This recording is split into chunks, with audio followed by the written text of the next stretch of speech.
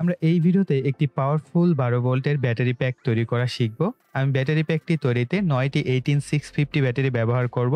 আমি আপনাদের একটি কৌশল শিখিয়ে দিব যার মাধ্যমে আপনারা যতগুলো প্রয়োজন ব্যাটারি ব্যবহার করে এর থেকেও আরো পাওয়ারফুল ব্যাটারি কিন্তু আপনারা তৈরি করতে পারবেন। তো তার জন্য একটাই রিকোয়েস্ট, ভিডিওটি প্রথম থেকে শেষ পর্যন্ত দেখবেন, তাহলেই কেবলমাত্র আপনারা সেই কৌশলটা বুঝতে পারবেন এবং আপনারা চাইলে এর থেকেও আরো বেশি ব্যাটারি দিয়ে আরো শক্তিশালী এবং পাওয়ারফুল ব্যাটারি প্যাক নিজেরাই তৈরি করতে পারবেন। তো এখানে দেখতেই পাচ্ছেন অনেকগুলো 18650 ব্যাটারি রয়েছে। আমি এটি বিভিন্ন সময় বিভিন্ন জায়গা থেকে সংগ্রহ করেছি। তো আপনারা অনেক সময় জানতে চান যে ভাইয়া 18650 ব্যাটারিগুলো আসলে কোথা থেকে আমরা সংগ্রহ করতে পারি। সো আপনারা দারাজ থেকে কিনে নিতে পারেন, তবে একটু সেলার দেখে কিনবেন। তবে আমি আপনাদের জন্য রিকমেন্ড করব, দুইজন সেলারের লিঙ্ক আমি ভিডিও ডিসক্রিপশন বক্সে দিয়ে দিব।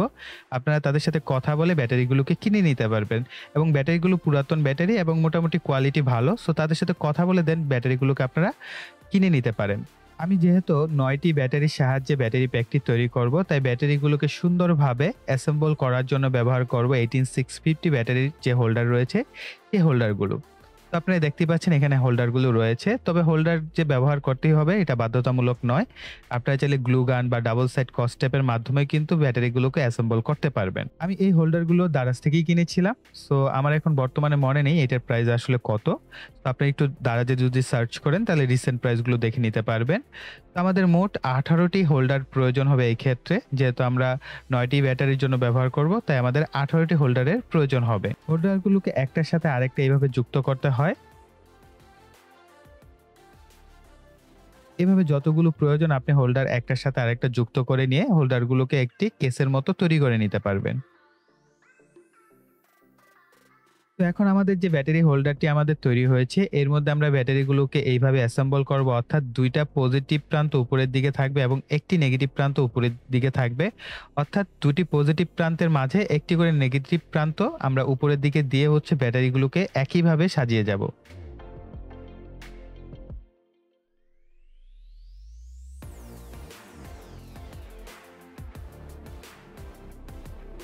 এখন আমি প্রতিটি ব্যাটারিতে কিছুটা পরিমাণ সোল্ডার করে নিব।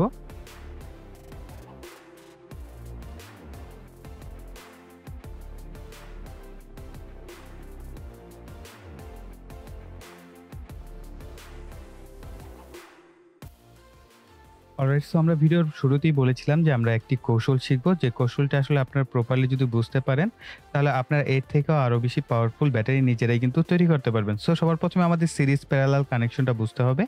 তো প্যারালাল কানেকশন হচ্ছে ব্যাটারিগুলোর যে পজিটিভ প্রান্তগুলো আছে এগুলোকে আমরা একত্রে সংযোগ করে দিই। সো এক্সাম্পল, আমরা যদি একটি তারের সাথে আমরা প্রত্যেকটি ব্যাটারির পজিটিভ প্রান্তগুলোকে একত্রে এবং আমাদের এই ব্যাটারিগুলোর যে নেগেটিভ প্রান্তগুলো আছে এগুলোকে আমরা একত্রে কানেকশন করে দেই, তাহলে আমরা পাচ্ছি কি প্যারালাল কানেকশন। এই প্যারালাল কানেকশনে একটা বিষয় সবসময় মনে রাখবেন যে আমাদের ভোল্টেজ যেটা থাকে, ঠিক আছে, যদি আমাদের এই প্রত্যেকটা ব্যাটারি 4 ভোল্ট করে হয় তাহলে কিন্তু আমরা এই যে আউটপুট, আমরা এই আউটপুট থেকে 4 ভোল্টই পাবো। যদি আমাদের প্রত্যেকটা ব্যাটারি 2 এম্পিয়ার করে হয় তাহলে আমাদের সেই এম্পিয়ার গুলো যোগ হয়ে যাবে। যেহেতু আমাদের এখানে 3টা ব্যাটারি, সো আমাদের 3টা ব্যাটারি এম্পিয়ারই কি যোগ হয়ে যাবে, তাহলে আমরা কত পাবো 6 এম্পিয়ার। ওকে, সো এটা হচ্ছে প্যারালাল কানেকশন এর ক্ষেত্রে আমাদের ভোল্টেজ ঠিকই থাকবে, অর্থাৎ 3টা ব্যাটারির ভোল্টেজ যদি 4 ভোল্ট করে হয় তাহলে আমরা 4 ভোল্টই কিন্তু এই ক্ষেত্রে পাবো। সো আমরা যদি একটা ভোল্ট মিটার নেই এবং সেই ভোল্ট মিটারে 20 ভোল্টের যে ভোল্টের কাঁটা থাকে, অর্থাৎ 20 ভোল্টে আমাদের এই কাঁটাটাকে সিলেক্ট করতে হবে। করার পর আমরা সেই ভোল্ট মিটারের বা মাল্টিমিটার আমরা বলতে পারি, সেই মাল্টিমিটারের পজিটিভ যে প্রুব আছে সেই প্রুবের সাথে হচ্ছে আমাদের এই এক প্রান্ত এবং আমাদের কালো যে প্রুফটি আছে বা নেগেটিভ প্রুফ, আমরা সেটার সাথে যদি আমরা ব্যাটারির এক প্রান্ত সংযোগ করি তাহলে আমরা এখানে কত ভোল্ট, 4 ভোল্টই দেখতে পাবো। এখন এই ক্ষেত্রে আমরা যে 3টা ব্যাটারি ইউজ করলেই আমরা 4 ভোল্ট পাবো তা না, আমরা যদি 10টা ব্যাটারিও এইভাবে প্যারালালে কানেকশন করি তাহলে কিন্তু আমরা 4 ভোল্টই পাবো। তবে সেই ক্ষেত্রে কি আমাদের এম্পিয়ারটা বেড়ে যাবে। সো এক্সাম্পল, যদি ধরেন এখানে আমাদের 10টা ব্যাটারি হয় তাহলে 10টা ব্যাটারি যদি 2 এম্পিয়ার করে হয় তাহলে আমরা কত কি 10 দুগুণে 20 এম্পিয়ার পাবো, কিন্তু আমাদের ভোল্টেজ 4 ভোল্টই থাকবে। আর এখন আমরা দেখব সিরিজ কানেকশনটা। সো সিরিজ কানেকশনে যে বিষয়টা হয় যে আমাদের একটা ব্যাটারির পজিটিভের সাথে আরেকটা ব্যাটারির নেগেটিভ সংযোগ করতে হয়। তো আমরা যদি একটা ব্যাটারির পজিটিভের সাথে একটা ব্যাটারির নেগেটিভ সংযোগ করি এইভাবে, তাহলে আমাদের এই ব্যাটারির যে পজিটিভ প্রান্ত আছে আমরা এইটার সাথে আমরা ব্যাটারি নেগেটিভ প্রান্তকে সংযোগ করে দিব। এখানে আমাদের কাছে দুটি প্রান্ত থাকছে, একটি হচ্ছে আমাদের পজিটিভ প্রান্ত, আরেকটি হচ্ছে আমাদের কি নেগেটিভ প্রান্ত। এখন আমরা যদি মিটারের ২ টা প্রান্ত ধরি, অর্থাৎ এটা নেগেটিভের সাথে এবং আরো একটি যে আমাদের পজিটিভ প্রান্ত আছে মিটারের, এটাকে আমরা যদি আমাদের পজিটিভ প্রান্তের সাথে কানেকশন করে দেই, তাহলে আমরা কত পাবো? সো অবশ্যই আমাদের এই মিটারের যে কাঁটাটা আছে সেটা অবশ্যই কততে আমাদের সেট করতে হবে? ২০ ভোল্টে সেট করতে হবে। এখন আমাদের প্রত্যেকটা ব্যাটারি আমরা জেনেছি বা ধরে নিয়েছি যে আমাদের প্রত্যেকটা ব্যাটারি এখানে ৪ ভোল্ট করে। সো ৪ ভোল্টের জায়গায় যদি ৫ ভোল্টের হয় কোনো অসুবিধা নাই। সো আমরা ধরে নিলাম যে আমাদের প্রত্যেকটা ব্যাটারি ৪ ভোল্ট করে। তো এই ক্ষেত্রে আমাদের কি হবে? পূর্বে আমরা কি করেছি? এম্পিয়ারটাকে যোগ করে দিয়েছি। এখন আমরা ভোল্টেজটাকে যোগ করে দেব। সিরিজ কানেকশনে হচ্ছে ভোল্টেজটা যোগ হয়ে যাবে। কিন্তু এম্পিয়ার যা আছে আমাদের 2 এম্পিয়ার করে যদি প্রত্যেকটা ব্যাটারিতে হয় তাহলে কি আমরা আউটপুটে 2 এম্পিয়ারই পাবো। ৩ টা ব্যাটারির ক্ষেত্রেও 2 এম্পিয়ারই থাকবে। এক্ষেত্রে আর এম্পিয়ার বাড়বে না। ঠিক আছে? সো তার মানে কি আমাদের এখন দেখেন আমরা এখানে ৩ টা ব্যাটারিকে যোগ করে কত পাচ্ছি তখন আমরা মিটারে দেখতে পাবো কত volt? ১২ volt. So I think আপনাদের সিরিজ এবং প্যারালাল এর কানেকশন আমরা পূর্বে বলেছিলাম। এখন আরো বেশি ক্লিয়ার হয়ে গেল যে আসলে সিরিজ এবং প্যারালালকে আমরা কিভাবে হিসাব করি। এখন একটা বিষয় এখানে খেয়াল করেন, আমরা সিরিজে কানেকশন করার পর ১২ ভোল্ট ২ এম্পিয়ার পাচ্ছি। কিন্তু আমরা যদি ধরে নেই যে এই পুরোটা একটা ব্যাটারি প্যাক, ঠিক আছে? সো আমরা এই পুরোটা থেকে একটা ব্যাটারি প্যাক ধরলাম। সো এভাবে যদি আমরা ৩ টা ব্যাটারিকে একত্রে প্যারালাল এ কানেকশন করি তাহলে কি আমাদের এম্পিয়ারটা বাড়তে থাকবে, অর্থাৎ সেক্ষেত্রে আমরা 6 এম্পিয়ার পাবো। তো এখন দেখেন আমি এখানে ৩ টা সেলকে সাজিয়ে নিয়েছি। সো ঝটপট আমি এদের ওয়্যারিংটা করে নিচ্ছি। আমরা ৩ টা ব্যাটারিকে কি করেছি? প্রথমে সিরিজ কানেকশন করার পর এদেরকে আমরা প্যারালাল করে নিয়েছি। কিভাবে করেছি দেখেন। প্রত্যেকটা ব্যাটারির নেগেটিভকে আমরা এক প্রান্ত এবং প্রত্যেকটা ব্যাটারির পজিটিভকে আমরা এক প্রান্ত করে নিয়েছি। তো এখন যদি আমরা এই মিটারের প্রুবের সাথে কানেকশন করি এবং এখান থেকে আমরা পজিটিভের যেকোনো এখান থেকে যেকোনো জায়গা থেকে আপনি নিতে পারেন। কোনো অসুবিধা নেই। ঠিক আছে? আমরা ব্যাটারি এই প্রান্ত থেকে নিচ্ছি। ওকে। সো এখন আমরা কি পাবো দেখেন। আমাদের প্রত্যেকটা ব্যাটারি প্যাক আমরা কি বলেছি যে আমরা এই প্রত্যেকটা থেকে কি ১২ ভোল্ট করে পাচ্ছি, তাই না? তো আমরা যদি এখানে ১২ ভোল্ট পাই, এখানেও ১২ ভোল্ট পাই, তো এখানেও কিন্তু আমরা ১২ ভোল্টই পাবো।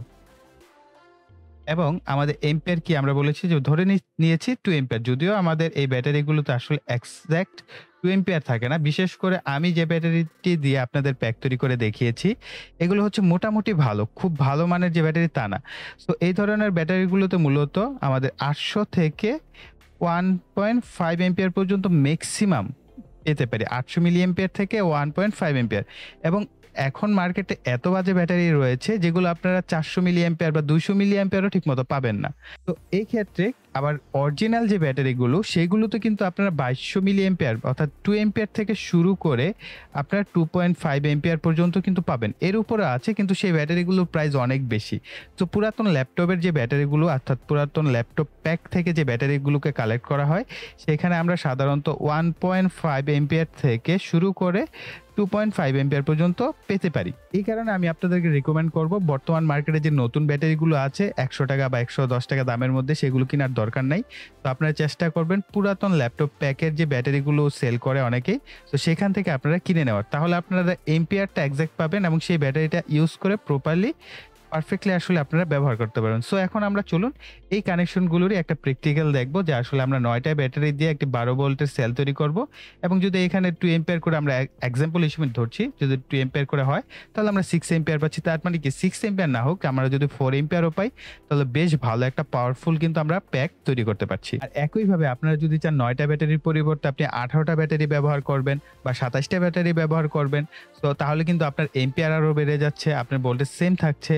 আর যদি আপনি চান যে না আমি আমার ভোল্টেজ বেশি দরকার, তো সেই ক্ষেত্রে আপনারা কি করবেন, এই একই রকম একটা ব্যাটারি প্যাক তৈরি করবেন, সেম আরেকটা তৈরি করবেন, তাদেরকে কি করবেন আবার সিরিজে কানেকশন করে ফেলবেন। তাহলে কি হবে আপনাদের ব্যাটারিটা ২৪ ভোল্টের হয়ে যাবে। সো আই থিংক এখন আপনারা নিজেরাই এই ধরনের ব্যাটারি প্যাক অর্থাৎ আরো শক্তিশালী পাওয়ারফুল ব্যাটারি প্যাক নিজেরাই ডিজাইন করতে পারবেন। তো এখন আমরা সরাসরি চলুন প্র্যাকটিক্যালটা দেখি।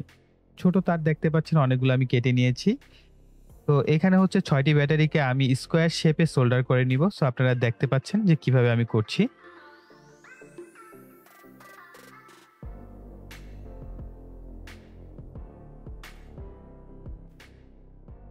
তারপর ব্যাটারি প্যাকটিকে উল্টিয়ে একইভাবে আবার স্কোয়ার শেপে আমরা সোল্ডার করে নিব।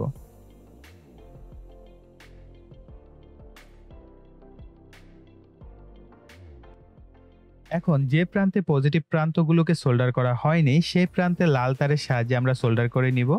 এতে করে আমাদের পজিটিভ প্রান্ত বুঝতে সুবিধা হবে। বিপরীত দিকে অবশিষ্ট যে ব্যাটারিগুলোর নেগেটিভ প্রান্তগুলো রয়েছে, সেখানে আমরা কালো তারের সাহায্যে সোল্ডার করে নিব। এতে করে আমরা নেগেটিভ প্রান্ত খুব সহজে চিহ্নিত করতে পারবো।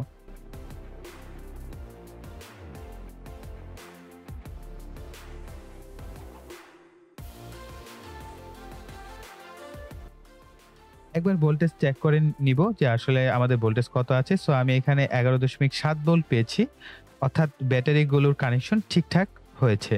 এখন আমাদের একটি বিএমএস প্রয়োজন হবে। এটি হচ্ছে 3S বিএমএস, যার সর্বোচ্চ 25 এম্পিয়ার পর্যন্ত ধারণ ক্ষমতা। তবে আমার মতে এখানে 20 এম্পিয়ারের লোড দেওয়াটাই সবচেয়ে ভালো হবে, কিছুটা লোড হাতে রেখে। অর্থাৎ আপনারা এখন ব্যাটারি প্যাক তৈরি করা শিখে গেছেন প্রায়। তো এই কারণে আপনাদেরকে বলব, যদি আপনি সর্বোচ্চ তৈরিও করেন 20 এম্পিয়ারের ব্যাটারি প্যাকের জন্য কিন্তু আপনি এই বিএমএসটি ব্যবহার করতে পারবেন। বিএমএস এর পিছনের দিকে আপনারা ভোল্টেজ লেভেলগুলো দেখতে পাচ্ছেন। এই ভোল্টেজ লেভেল অনুযায়ী আমাদের বিএমএসটি ব্যাটারির সাথে মূলত সোল্ডার করে নিতে হবে। তবে আমাদের এই 3S বিএমএসটা সংযোগ করা খুবই সহজ। কেন সহজ আমি আপনাদের দেখিয়ে দিচ্ছি। বিএমএস এর 4টি যে প্রান্ত রয়েছে, এই 4টি প্রান্তের সাথে আমরা 4টি তারকে সোল্ডার করে নিব এবং নেগেটিভের সাথে হচ্ছে কালো একটি তারকে আমরা সোল্ডার করে নিব।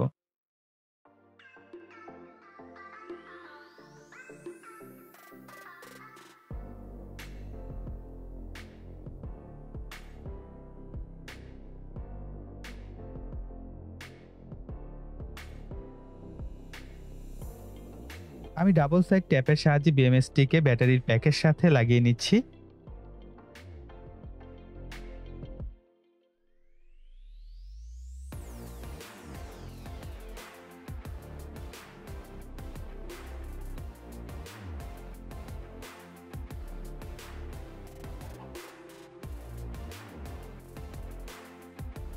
এক্ষেত্রে বিএমএস এর যে নেগেটিভ প্রান্তটি থাকবে, সেটি ব্যাটারির যে আমরা কালো বা নেগেটিভ প্রান্ত বের করে নিয়েছিলাম, এই নেগেটিভ প্রান্তর দিকে রাখার চেষ্টা করবেন। এতে করে আপনার বিএমএস এর আর কোনো ঝামেলা হবে না।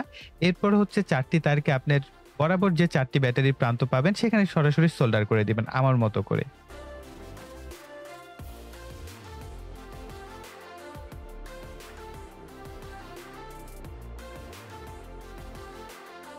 আমাদের ব্যাটারি প্যাকটি এখন মোটামুটি তৈরি হয়ে গেছে। সো বিএমএস এর যে পি প্লাস এবং পি মাইনাস রয়েছে, এখানে যদি আমরা মিটার ধরি তাহলে আমরা ব্যাটারির যে ভোল্টেজ সেটি দেখতে পাবো। যদি আমরা এখানে ভোল্টেজ পাই, তার মানে হচ্ছে আমাদের বিএমএস কানেকশনটি প্রপারলি হয়েছে। তো আপনারা দেখতেই পাচ্ছেন আমরা এখানে ভোল্টেজ পাচ্ছি, অর্থাৎ আমাদের বিএমএসটি প্রপারলি সেট আপ করা হয়েছে বা কানেকশন করা হয়েছে। তো এখন আমি বেশ কিছু টেস্ট করব। 12 ভোল্টের একটি এলইডি বাতি আছে। সো আমরা এটাকে একটু জ্বালিয়ে দেখি। তো দেখতেই পাচ্ছেন বাতিটি কিন্তু প্রপারলি জ্বলছে।